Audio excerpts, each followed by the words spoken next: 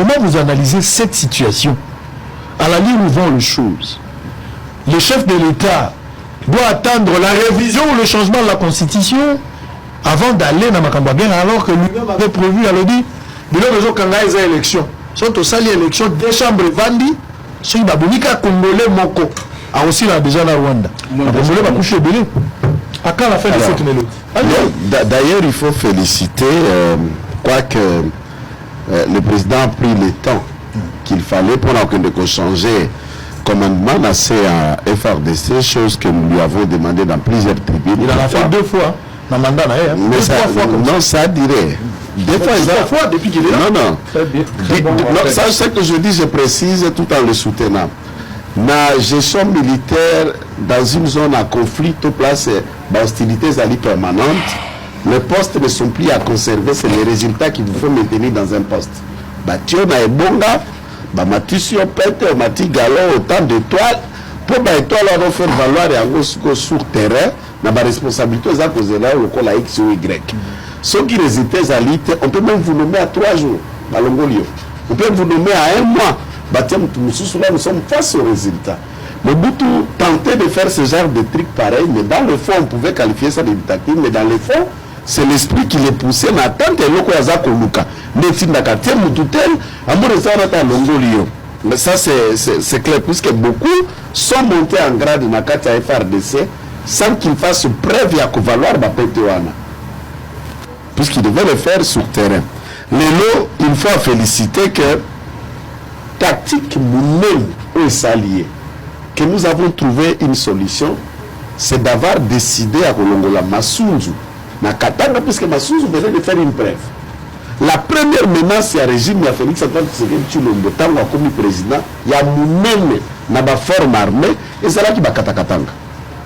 Dans ces multiplicités, j'ai dit, Bato Makabe, le général qui disait, toi, le va me revenir. Lumbi, qui disait, toi,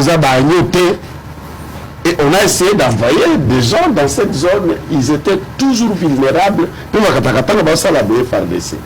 Masunzu a été nommé le commandant de la 2e zone de défense. On n'en parle plus de Bakatakatanga. Ça ne reste que quelques phénomènes et il commence à se rendre dans Maïma Bangomoko.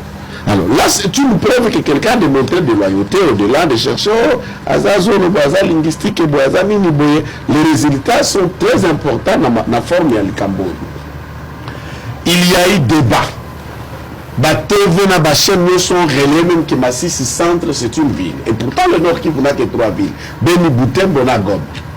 Le FARDC il y a une heure, non seulement qu'il a repris Gungu, au terrorisme, pendant une année, les FARDC venaient de récupérer Massissi centre.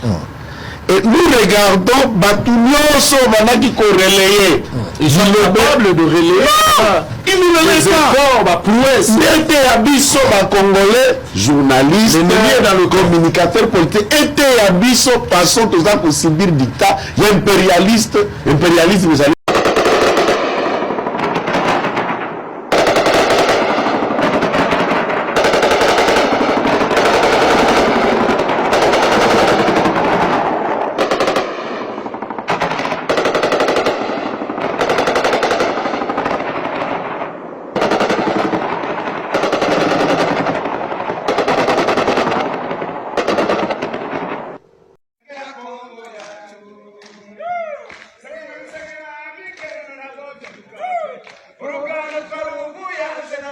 Leo tarehe 9 mwezi wa kwanza 2025, hawa ni majeshi wa chama cha AFC M23. Tuko ku teritwari ya Masisi. Hapa ni kubiroza teritwari ya Masisi. Leo tarehe 9 mwezi wa kwanza 2025. Hii ni ofisi ya administrateur. Jana wa FDLR walijipenyeza wakafika hapa wakaanza kuharibu na kubomoa maofisi za teritwari, wakaiba raia, wakaua raia, wengine wakawabeba kwenye mapori kule. Lakini hivi tulishafika hapa, raia tunaanza warudisha hapa. Ni wanajeshi wa chama cha AFC M23, wako vizuri, wako tayari, walishakomboa raia na raia wanafurahia. Ok, merci. Commandant 3e compagnie. commandant nayebi te soki mo liloba ezali à propos ya flottement oyo esalemi okolobela bana mboka balanda na sikisiki. Bon, affrontement ezalaki makasi mais elongo na nzambe tolongi bango ngombo tosali litomba ya 2 jours. 3e jour na tongo tomontele bango ala so bango tubaki mitala biloko nyonso babwaki biloko nyonso babwaki biloko tokuti na kati ya defense oyo M23 akimi atikeli biso. Ok. Fourmi a récupéré yango na unité na ye contre ba partenaire ba Burundi. Bango bakimi kala ndenge tozikisi ba dépôt na bango. Ndenge bango moko bakoti panique nde kokima na bango yango to récupérer. Na minute oyo tozoloba toza na ngomba ya mushumba. Oyo ngomba ekangaki makasi nyonso M23 depuis 2014 tilelo 10 ans de biso nde bato liboso kotoleje bango. Bino moko botala bomona botindika pe sango ekende Gepard oyo musala ya Gepard contre ba partenaire ba Burundi yango. Ok, merci beaucoup mon capitaine. Toza pe na compagnie ami 112e Delta Kilo mon capitaine nayebi te so liloba ezali okolobela bana mboka balanda mon capitaine. Bon eloko na koki koloba pona M23 azali mutu auti na Rwanda biso tukaka Congolais ezali mboka na biso bakoki kokoma na niveau ya kozwa mboka na biso antake biso bakongolais tozali tozoluka mboka na biso tozala na yango tokokende liboso epuis tokobeta bango tina hadi na kokende ti esika M23 sika na yazali nga Delta Kilo na zolo babole omoni ni mission oyo nyonso ya M23 tozui awa oyo nyonso doke ezali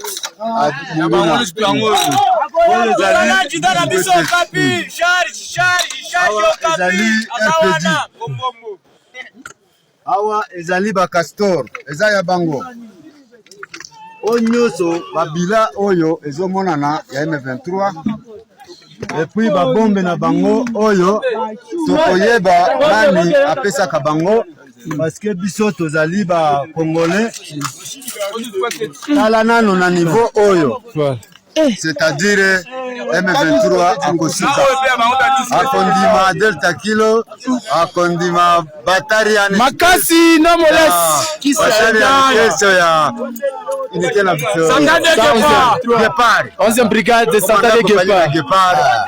Merci beaucoup mon capitaine, courage à tout le monde de Sepeli.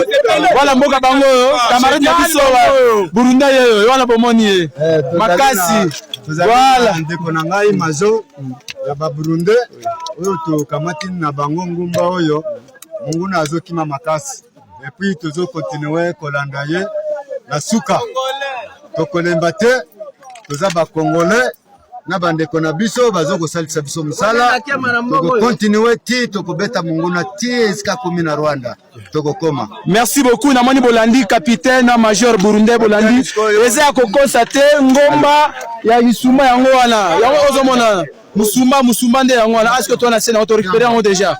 Merci beaucoup tozo continuer ko pesa mino information ozomona ba soldat ya 11e brigade Santa de Gepard yango atuka ba chetia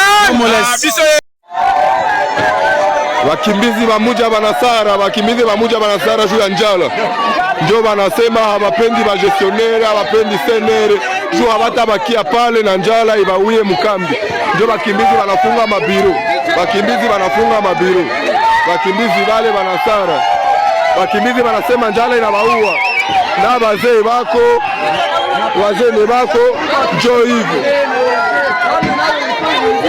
wanasema joni ni pame iko naenda mukila ngambi lakini ngambi ya muja pame haifike kulikuwa ni nini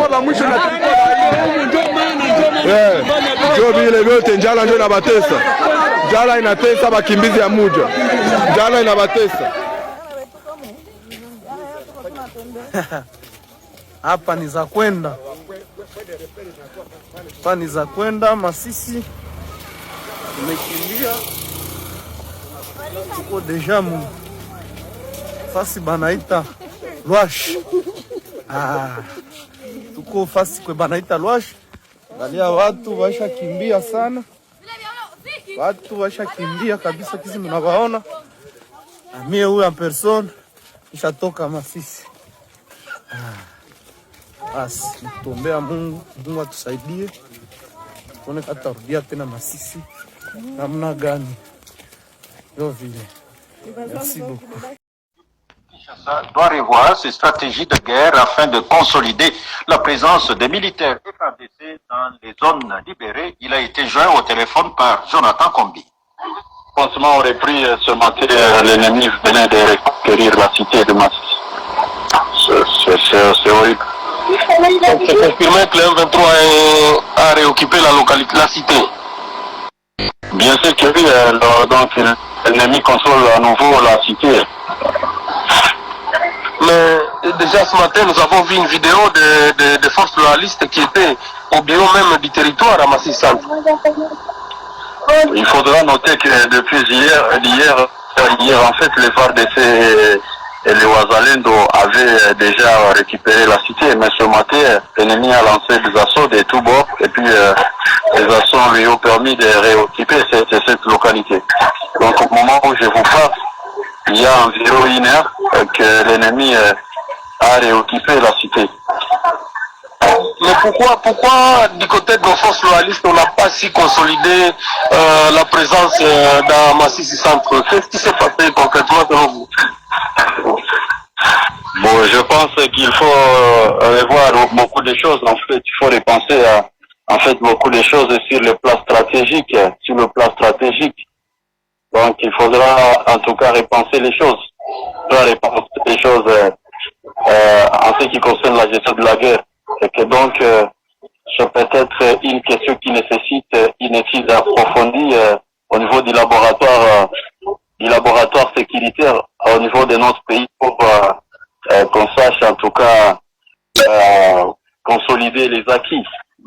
Parce que là, Le rapporteur de la société civile de Masisi, Télésphore Mitondeke, au téléphone de Jonathan Kombi, et la solution définitive à la guerre qui sévit dans l'Est de la RDC demeure militaire. Selon un cadre de l'Union sacrée de la nation, les accords conclus précédemment avec ce groupe rebelle sont à l'origine de la situation actuelle.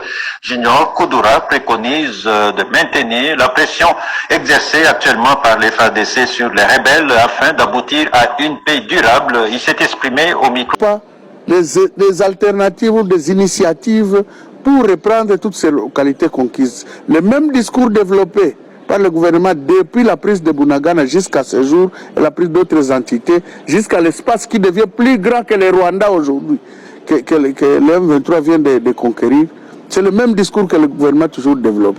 Les mêmes tactiques prouvées sur le terrain pendant toute la guerre sont les mêmes tactiques qui se développent toujours.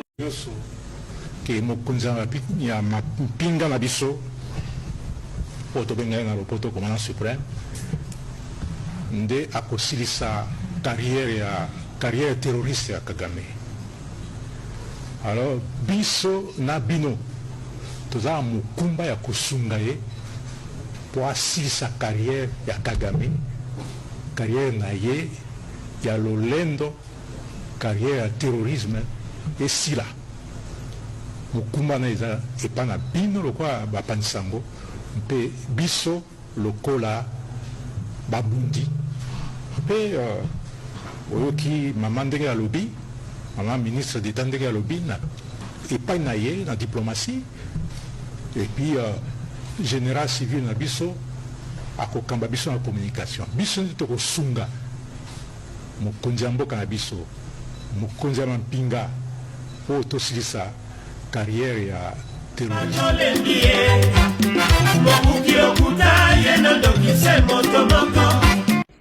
Pour l'année 2025, avec le gouvernement, je m'engage à réhabiliter 38 000 km de routes de desserte agricole.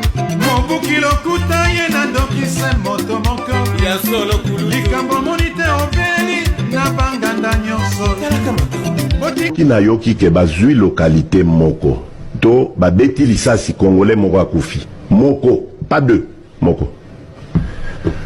Je réunis les deux chambres du Parlement en congrès. Je dis, Bopé sans autorisation, parce que c'est la Constitution qui le dit, je commence la guerre contre le Rwanda. Je vous le dis ici, beau de retenir en haut. Si ça se fait demain, Et pour ça, les malobis. Donc si...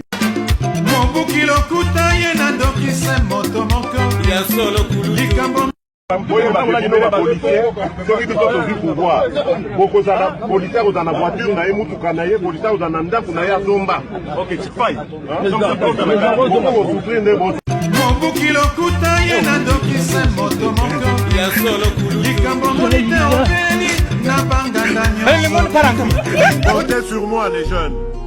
Demain, nous créerons des millions d'emplois pour vous. Dit à plusieurs reprises que sous mon ère, j'aimerais voir la création de milliardaires congolais. Et c'est possible. Le Nigeria a pu le faire, le Congo peut le faire. Vous nous aviez promis de créer une classe des millionnaires congolais.